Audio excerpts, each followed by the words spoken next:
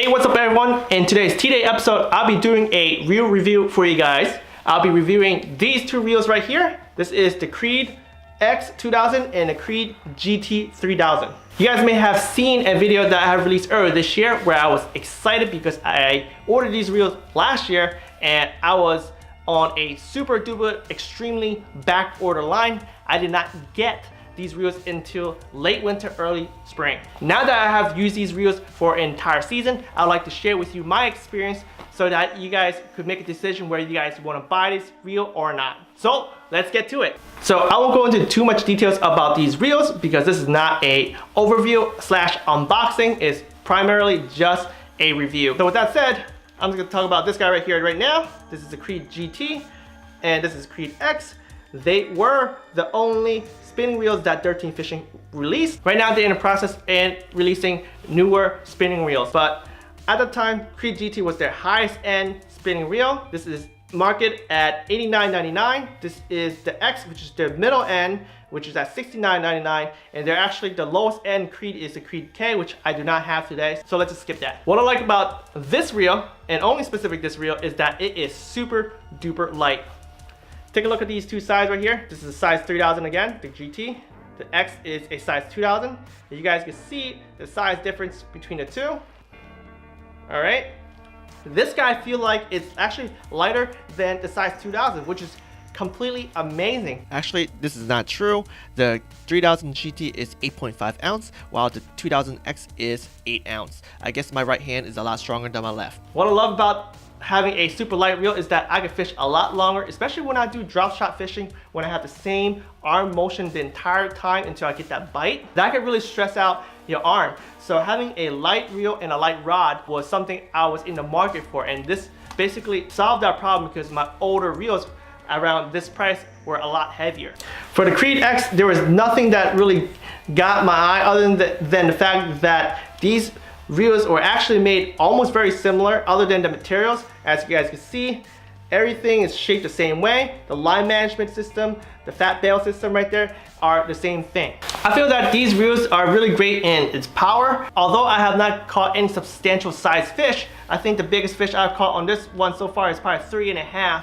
And for this guy right here, which is the smaller reel, the biggest fish I caught this year is a 4-pounder, and I was able to catch these fish with no problems. So I think these reels are definitely very, very strong with a lot of power. So now I got through, which is a small list of things that I like about these reels. Let's get on to the things that I did not like about these reels. There's only one thing that I didn't really like about these reels, which is the line management. And I really hope that it's not the fat bail wire system that is causing this problem, but the main problem with these reels is that the line gets tangled underneath the spool a lot of times, especially if you guys are into casting lures. So I ran into more problems with this guy because I was using this guy right here for casting lures, whereas I was using this guy primarily for drop shot fishing. I did cast using this reel too, so I did experience the same thing.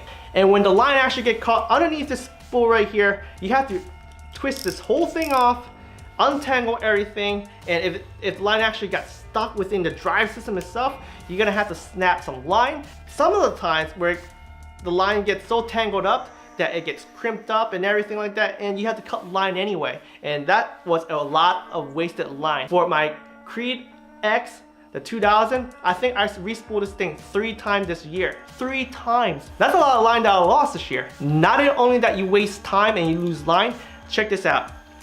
So this is the drag system, right? You hear the clicking when I twist this, and this thing holds your spool in your reel, right? So it makes sounds when you twist this. Because I encounter this issue so frequent, listen to this. Silent. The clicker actually broke on this cap right here, which I would need to replace by ordering another cap from the service center from Dirt Team Fishing. Believe it or not, this was actually just recently replaced right here for the bigger guy. So this clicking thing right here, it's fresh, but I don't know how long it's gonna stay fresh because I will still continue to experience this problem, and there is no escape from the tangles. This reel, you always get stuck right underneath your freaking spool. I gotta do this.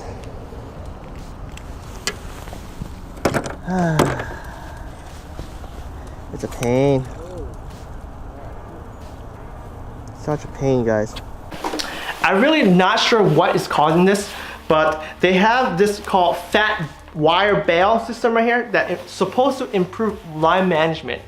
Now, I don't know if the fat bail is not working, or here's another theory that I have, because I hope it's not the fat bail system, because they are releasing more reels that have the fat wire bail system. So let me just get this to the right angle, okay? So this is at the highest height. If you guys look very closely at the highest height, what I see, right? I think because this thing is the end of the bottom, the bottom of the spool, right? I think it's have a very small gap in between this base right here.